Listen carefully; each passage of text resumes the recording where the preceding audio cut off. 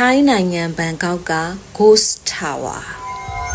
ဘန်ကောက်မြို့ကြောက်ဖျားမြစ်ကနေကြည့်ရင်မြင်နေရတဲ့လူတွေ Ghost Tower လို့ခေါ်တဲ့အဆောက်အဦပြက်ကြီးတစ်ခုရှိရတယ်။စထုံ Unit Tower လို့ခေါ်တဲ့46တက်မြင့်နဲ့မူးမြော်တိုက်ကြီးကို1990ပြည့်နှစ်ကစပြီးတည်ဆောက်ခဲ့တာဖြစ်ပါတယ်။ဘန်ကောက်ရဲ့လူချမ်းသာတွေနေထိုင်မဲ့အဆင့်မြင့်ကွန်ဒိုတစ်ခုဖြစ်မယ်လို့သူတို့ကရည်ရွယ်ခဲ့ကြပါတယ်။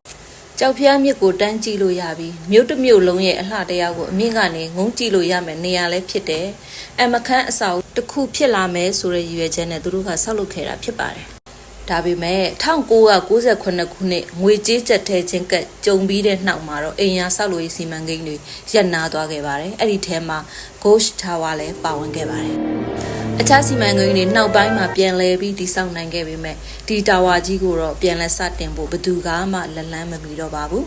အလဲပိုင်းမှာပဲရက်တန်ကမပြီးသက်နိုင်တဲ့အနေအထားဖြစ်ခဲ့ပါတယ်ဒီ Ghost Tower ကြီးကိုတည်ဆောက်ခဲ့တဲ့ဘိတုကပညာရှင်အင်ချမ်းမြေလုပ်ငန်းရှင်ရဆန်ထော်စဝန်ကလည်းဒီတာဝါကြီးကိုတည်ဆောက်ပြီး3နှစ်အကြာမှာထိုင်းရဲ့ဗဟိုတရားရုံးဥက္ကဋ္ဌပရာဆက်ချန်စုကိုတတ်မှုနဲ့တန်တရားရှိတဲ့အတွက်အမှုကိုရင်ဆိုင်ခဲ့ရပါတယ်2008ခုနှစ်ကြာမှတရားရုံးရဲ့ဆုံးဖြတ်ချက်ထွက်လာခဲ့တာဖြစ်ပါတယ်။ဒေသခံတွေကဒီအဆောက်အဦရကျင်းစာတစ်နေတယ်လို့ယူဆကြပါတယ်။46တက်မြင့်တဲ့တာဝါကြီးရဲ့အရေးကအနားမှာရှိတဲ့အလွန်တကူကြီးလာတဲ့ဖျားเจ้าကြီးကိုလွှမ်းမိုးထားတာဖြစ်တယ်လို့ဒေသခံတွေကပြောပါတယ်။ဒီအချိန်ကစပြီးတိုက်ကြီးကလူသူ6ကတ်တဲ့တိုက်ကြီးအဖြစ်ပြောင်းလဲသွားခဲ့ပါတယ်။စွန့်စားခြင်းတဲ့သူတွေနိုင်ရန်ပကြီးပုံဆွဲခြင်းတဲ့သူတွေနဲ့ YouTube ဗီဒီယိုဖန်တီးခြင်းတဲ့သူတွေသာလာရောက်ခဲ့ပါတယ်။သူတွေဖန်တီးခဲ့တဲ့ဗီဒီယိုတွေကြောင့်Ghost Tower ဆိုတဲ့အမည်ကထိုင်းနိုင်ငံရဲ့စိတ်ဝင်စားစရာကောင်းတဲ့နေရာတစ်ခုဖြစ်ကြော်ကြားသွားခဲ့ပါတယ်။ Ghost Tower မှာစိတ်ဝင်စားစရာကောင်းတဲ့ဇာတ်လမ်းတွေရှိခဲ့ပါတယ်။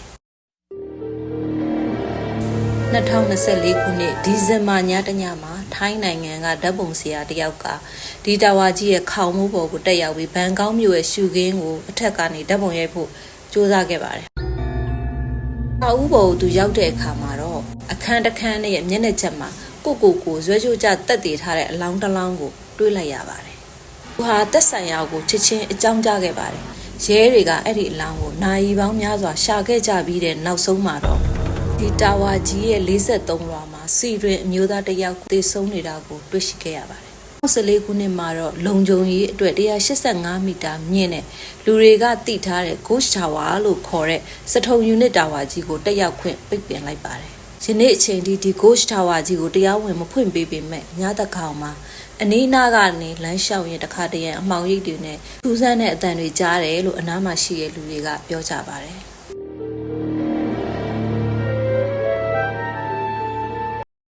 ဒီနေ့ခေတ်မှာတော့အာနာပိုင်တွေကအဲ့ဒီတာဝါကြီးအနားကနေမဖြတ်သွားဖို့တတိပေးထားပါတယ်ကြောက်ဖျားမြစ်တစ်ဖက်ကန်းကနေလှည့်ကြည့်ရင်6တွေ့အထီးကျန်နေတဲ့အဲ့ဒီအဆောက်အဦကြီးကိုထီထီကြီးမြင်နေရမှာပဲဖြစ်ပါတယ်The Promise အမည်ရထိုင်းတရေကားကိုဒီတာဝါကြီးမှာရိုက်ကူးခဲ့ကြတာဖြစ်ပြီးတစ်ချိန်ကတင်ញိုင်းနေရဖြစ်ခဲ့တဲ့အတွက် Ghost Tower ကြီးကတရေ6တယ်လို့ထင်မြင်ယူဆချက်တွေကလည်းမြင့်မားလာခဲ့ပါတယ်။မိတ်ဆွေတို့လည်းစိတ်ဝင်စားရင်ဘန်ကောက်ရောက်တဲ့အခါတစ်ခေါက်တော့တွားရောက်ကြည့်ရှုသင့်ပါတယ်လို့အကြံပေးလိုက်ပါတယ်ရှင်။ဒီလိုစိတ်ဝင်စားစရာကောင်းတဲ့ဇာတ်လမ်းလေးတွေနားထောင်ခြင်းနဲ့ဆိုရင်တော့ဒီအကောင့်လေးကို follow လေးလုပ်ခဲ့ပါလို့မေတ္တာရပ်ခံချင်ပါတယ်ရှင်။